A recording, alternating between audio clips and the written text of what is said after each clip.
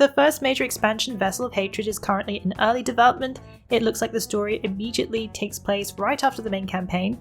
We get to hear Mephisto's ominous voiceover in a new trailer telling us that we all have a part in what's to come. Diablo 4's first expansion will be released sometime late next year, with more information coming in the summer of 2024. This week welcomed patch 1.2.2, which brought 5 unique rings, one for each class. A seasonal event will be coming in December, on December 12th, bringing the winter to the hellish landscape of the Fractured Peaks. The developers have stated that this event will bring new meaning to the term sleigh ride. For more on this news or any news mentioned in this video, the link is in the description below.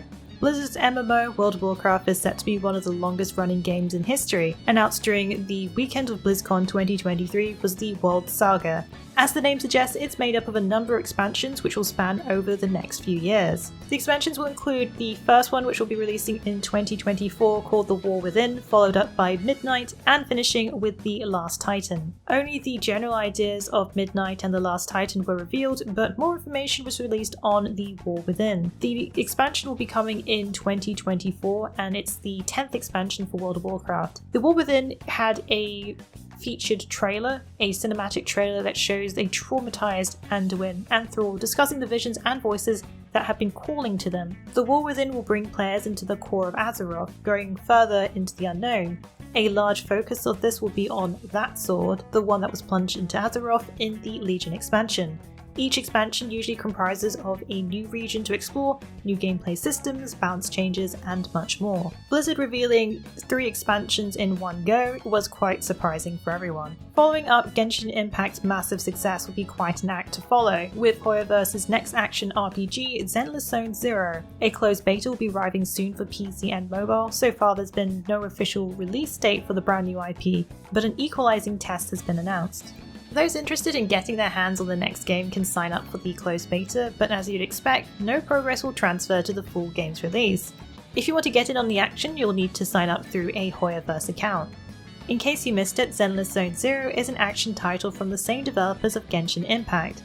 This time players will take up the role of a proxy whose job is to investigate hollows, otherworldly dimensions to extract resources and tech. Adding a roguelike element to the game, there are labyrinths which are different each time. These portals seem to allow terrible monsters to pass through, known as ethereals. Instead of wielding visions, characters have martial art abilities and also seem to wield some other tech when it comes to skills. Zenless Zone Zero will be coming to PC, iOS and Android, and unspecified consoles. The latest update for New World, the popular MMORPG from Amazon Games, is set to launch on December 12th. Its newest update, titled Eternal Frost, will bring a host of new features and content to the game, including a new expedition, a new season story, new artifacts, and more. New World's Eternal Frost update will continue the Rise of the Angry Earth storyline, which began with the previous patch in October of this year.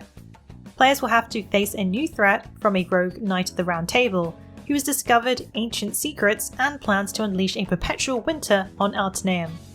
To stop him, players will have to team up with the Silver Crows, a faction of explorers and adventurers, and enlist help with a fiery mage named Daichi.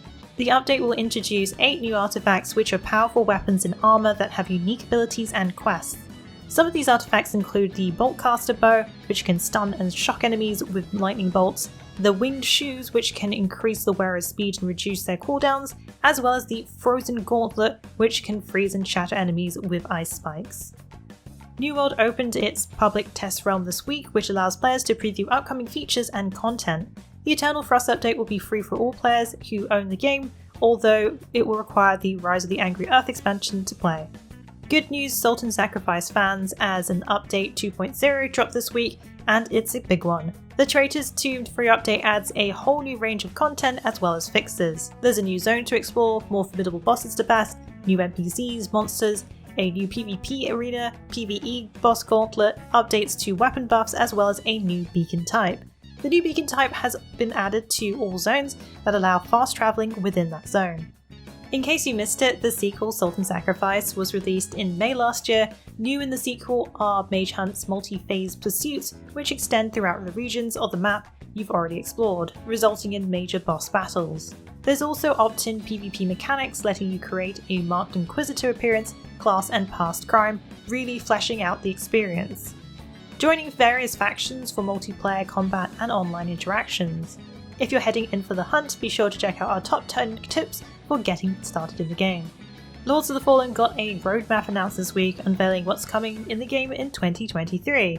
There is an amass of free content and performance enhancements which we released over 10 incremental patches. This included the already released Halloween event and mob density reduction. Then there's an inventory expansion to look forward to, plus new spell packs, an Umbral armor set as well as Rogar set with questlines for both is underway. There's additional secret boss weapon abilities, split PvE and PvP balancing, new Grievous Strikes, as well as a new questline event. These are just some of the plans outlined, but if you want to know more, we've got a great video that talks about it in detail. This year's N7 Days celebrating the Mass Effect franchise revealed a new trailer for the next upcoming game. Well, a teaser anyway. The new teaser featured a mysterious character wearing a futuristic looking trench coat with their face shrouded by a space helmet. To accompany the teaser, a new blog post by the franchise's boss Mike Gamble was also shared, along with an image featuring the mysterious figure that showed up in the short clip. The post marked 11 years of N7 Days and 16 years of the Mass Effect franchise. The post talked about wanting to know of what happened to the characters within the franchise and who really died. These could be small clues as to what the next entry will cover, however we'll have to wait longer for more news. If you're getting a sense of deja vu, this is pretty much what happens each year during the anniversary. Occasionally we'll get a small snippet of info or a new image giving hints for the next title. Maybe we're getting closer to getting a reveal, or maybe something more at the Game Awards, as this is how the original teaser was announced. Time will tell. Koei Tecmo and Team Ninja have announced that the Nioh 2 free update for Worldsoul and Dynasty is now available. The free update adds a new foe to defeat Mizuki from Nioh 2. That's not the only Nioh 2 influence, as if you defeat the mighty Mizuki, you can proudly display your victory by equipping the Scamper's hat, which also appeared in Nioh 2. So Scampers are cute rolling wide-eyed cat-like yokai. Of course, if you fail, you can get to see the Nioh 2 style death announcement, which was teased previously, freed from this mortal coil. Mizuki is definitely not messing around, as the death animations look pretty brutal. If you're currently making your way through the Three Kingdoms, be sure to drop by our Worldsoul and Dynasty wiki to stay on top of challenging bosses, armor, weapons, and more. Gunfire Games announces that Remnant 2 The Awakened King expansion can be played with a friend who doesn't own the expansion. This means if you own a copy of the DLC, but your friend doesn't, they can still play the DLC content with you. The caveat is that any DLC items that you acquire won't be usable unless you own the DLC. This was confirmed by the developer over on X or Twitter. The Awakened King was announced to be coming to Remnant 2 on November 14th as the first expansion to the game. The downloadable content brings a new archetype, the Ritualist, quests, dungeons, and areas based on the world of Worldsoul.